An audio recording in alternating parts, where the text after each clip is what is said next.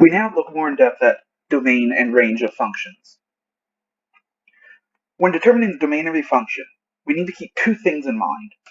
First, what is mathematically permissible, and second, what is physically possible. There are also two rules to remember. If the function has a denominator, that denominator cannot be 0, and if the function has an even indexed radical, the value under the radical cannot be negative. The most common way of representing domain and range is using interval notation. This notation uses values in either parentheses, brackets, or some combination of the two.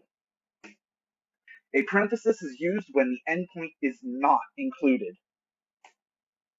This is sometimes referred to as being open at that endpoint. A bracket is used when the endpoint is included, and this is sometimes referred to as being closed at the endpoint. So conventions of interval notation: the smallest term is written first. This is called the left endpoint. The largest term is written second, and this is called the right endpoint. The left and right endpoints are separated by a comma. Parentheses are used to indicate the endpoint is not included, called exclusive or open, and brackets are used to indicate the endpoint is included. This is called inclusive or closed. This table includes many of the possible combinations when finding domain or range and how to represent it using interval notation.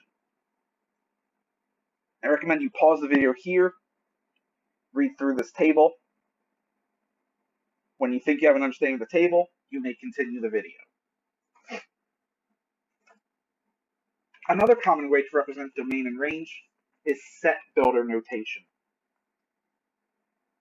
This is a way to describe the behavior of a specific variable. This is how set builder notation is written. So this is read, the set of all variables between A and B inclusively. It's read the set of all x. This colon is such that A less than equal to x less than equal to B. This table includes many of the possible combinations when finding domain or range and how to represent it using set builder notation. Just as with the previous table, I recommend you pause the video here, read through this table, and once you think you have an understanding of it, you may continue. We have three functions here that we're going to determine the domain and range of.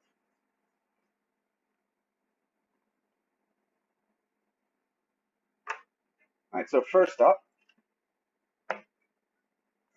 2x cubed minus x. Now, notice that this function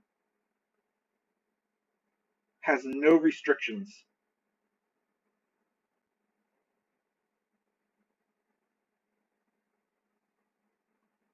It does not have a denominator, and it does not have a radical. Because of that, the domain is everything. Negative infinity to infinity. This is also represented as the set of real numbers, which is represented with a double stroke R. Its range is also the set of real numbers.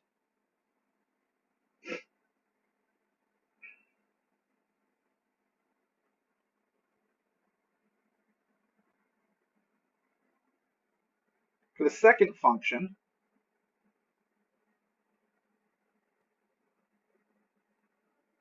notice that it has a denominator.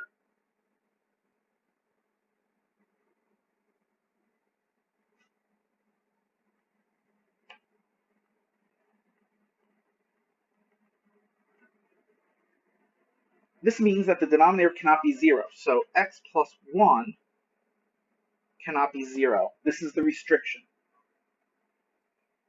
If you solve for this, this means that x cannot equal negative 1. So the domain,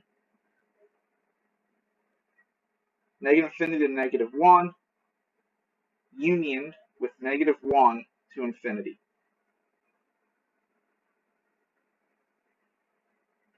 In set builder notation, this is the set of all x. A vertical line is also used to represent such that x does not equal negative 1.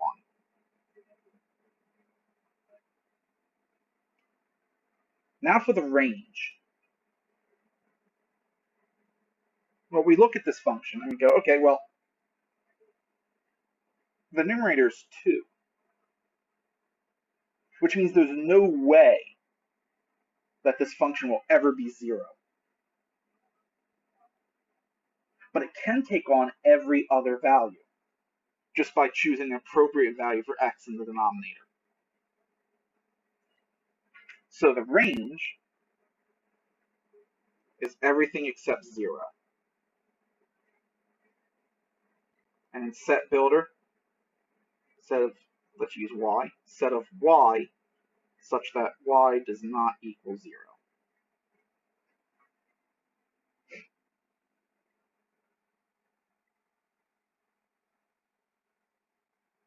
Finally, let's consider the function 2 times the square root of x plus 4. So here we have an even indexed radical.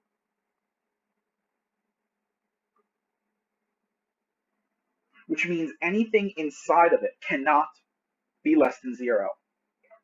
This means that the restriction x plus 4 must be greater than or equal to 0, which means that x itself must be greater than or equal to negative 4.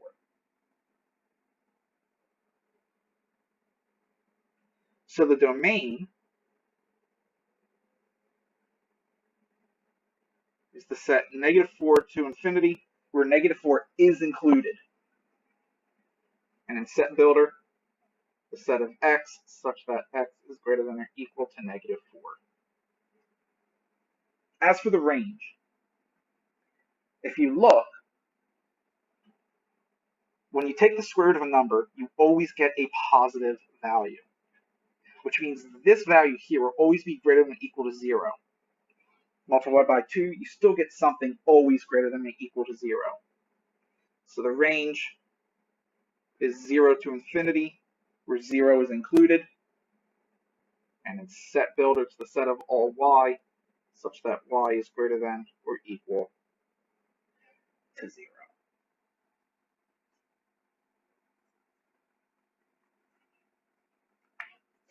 We will now look at the toolkit functions and their domains. So for the constant, we have a domain of all real numbers, and the range is just c, the constant. For the identity function, there is no restriction on the domain nor the range. So both domain and range are all real numbers. For the absolute value function, the domain is again all real numbers. However, the absolute value will always spit out a non-negative value, and so its range is 0 to infinity. The quadratic function has no restriction on the domain, so it's all real numbers. But when you square a negative number, it turns positive, so the range is 0 to infinity, including 0.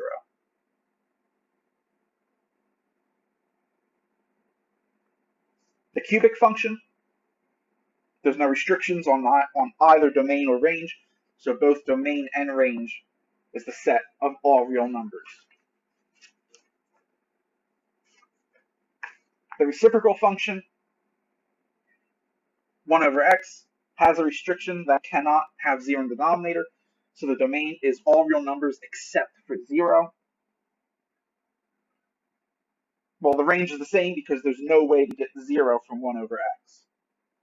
The reciprocal squared function, again, you cannot have 0 in the denominator, so it's the set of all real numbers except for 0.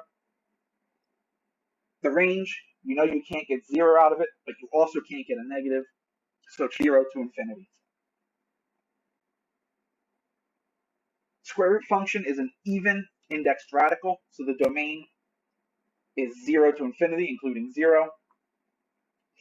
The range, again, when you take the square root, you get a positive value, so it's 0 to infinity, including 0. Cube root function, the index of the cube root is 3, which is odd, so there's no restriction on the domain.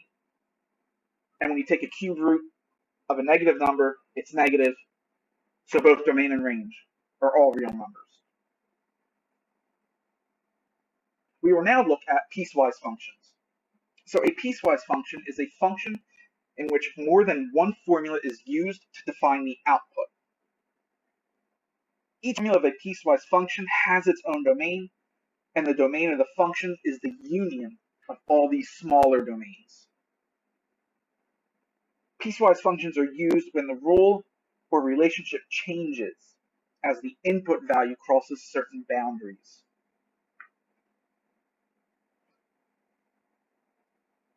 We will create a piecewise function. A museum charges $5 per person for a guided tour with a group of 1 to 9 people, or a fixed $50 fee for a group of 10 or more people.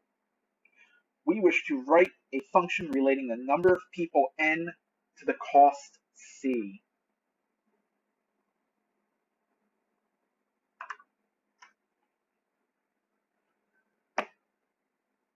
So our function is going to be c of n. Now, when there's a group of 1 to 9 people, it's $5 per person. So it's 5 times the number of people for 1 less than or equal to n, less than or equal to 9.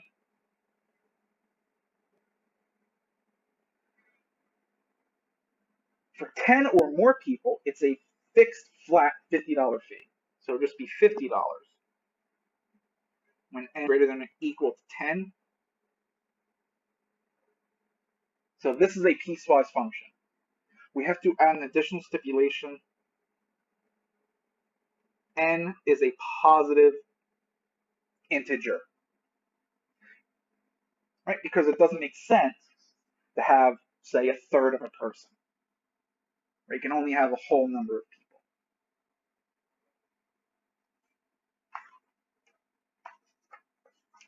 Let's now evaluate a piecewise function.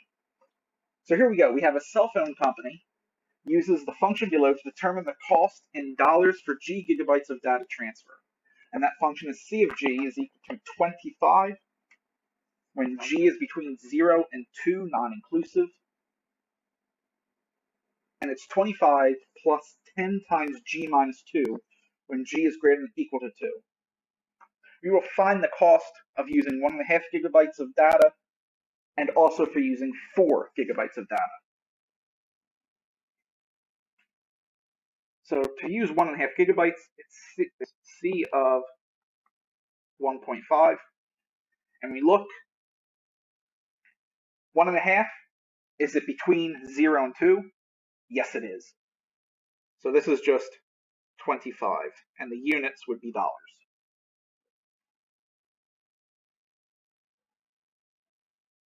Now for 4 gigabytes, we want C of 4.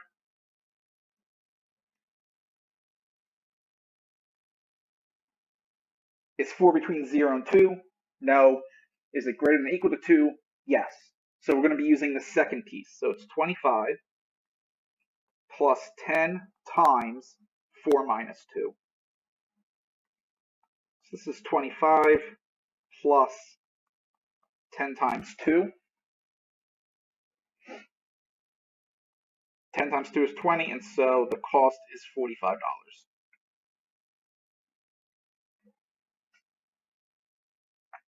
So when evaluating a piecewise function, you want to look at your input view and decide which piece it fits into.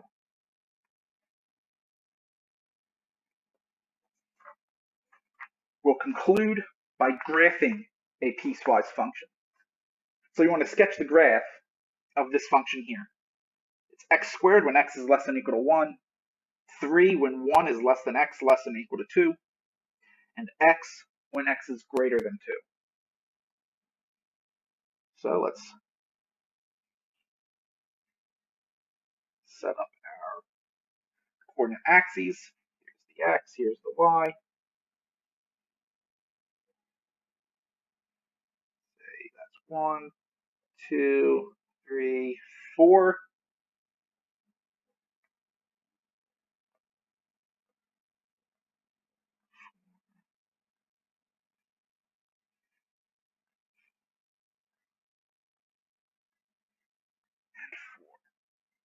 So when x is less than or equal to 1, our function is x squared. Well, if x is 1, x squared is 1. So at 1, 1, we're going to have a closed dot because 1 is being included. And it's going to be the parabola up to this point. So it's going to look something like this.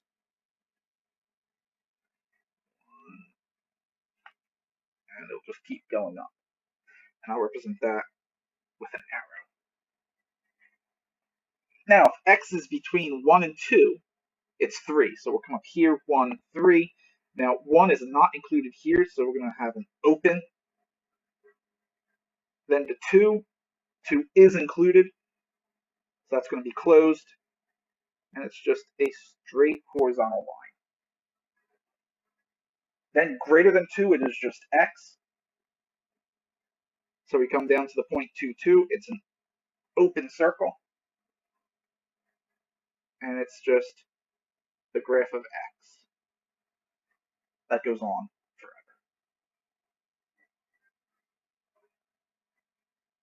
So let me mark this up. So this represents the function x squared. This is the function 3. And this is the function x. That concludes our discussion of the domain and range.